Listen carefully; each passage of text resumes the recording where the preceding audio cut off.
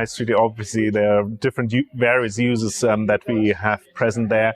On the retail side, we see that there's developments partially into the online trading, of course, but we also, as one of the recently largest European shopping center developers, we see that within our tenant base, there's also demand from online retailers to actually take up space in the physical world.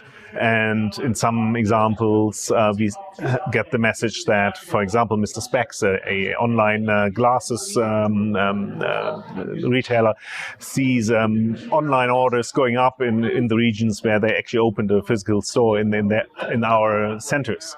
So that's to say that there's probably not a either or stationary or online, but we will, as in so many industries, see more of a hybrid model there going forward. And the challenge will be for high streets as well, for centers, to get a mix right and be attractive to the customer. And that's where we also see actually a relation or comparables to, say, hospitality and lodging sectors, to really see the customer more as a guest, to attract them to the destination. And that's true for hotels, for high streets, for centers, to increase their length of stay. And in hotels, that's overnight stays, but in centers, hours, and increase the average spend, therefore, because once they're in your demise, in your influence, you want to keep them and entice them to spend more,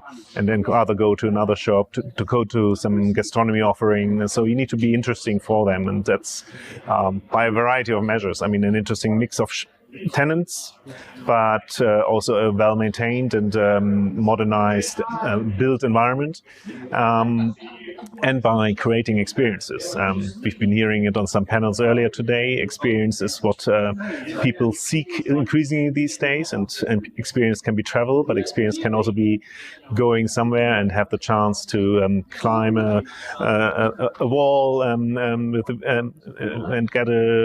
do some sports competition in the center of on the market square, or so there are many ways to do this. And then it's being, as an investor, we aim to look at our investments also through the tenant glasses, and so to be able to have a successful investment, to see it really from the other side as well, and not just look at the income, which is clearly making at the end of the day the difference, but to maximize that, it's important to see what are the needs of our tenants as well. So, in the old days, when e-commerce was beginning to take off, we talked a lot about, clicks replacing bricks. Correct. But now, from what you're saying, given the increasing awareness of the need for experience in real estate, the purpose of real estate is to provide experiences, increasingly, you are actually seeing e-tailers beginning to look at retailing, or if you call it that even, rather experiential. There's some of that, absolutely.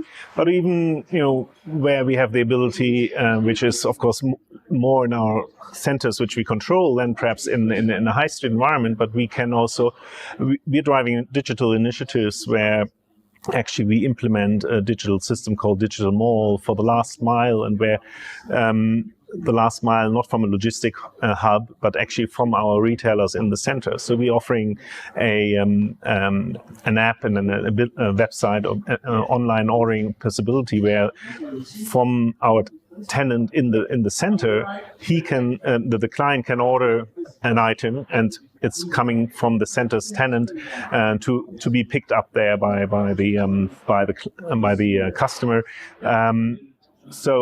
And once he's going there, there's a chance that when he's first there, spends more as well.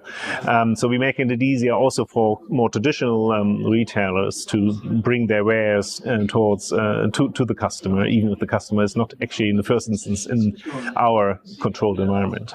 But again, when the customer is there, then it is our possibility through experiences, through an attractive environment, to entice him to look further and not just do the one transaction.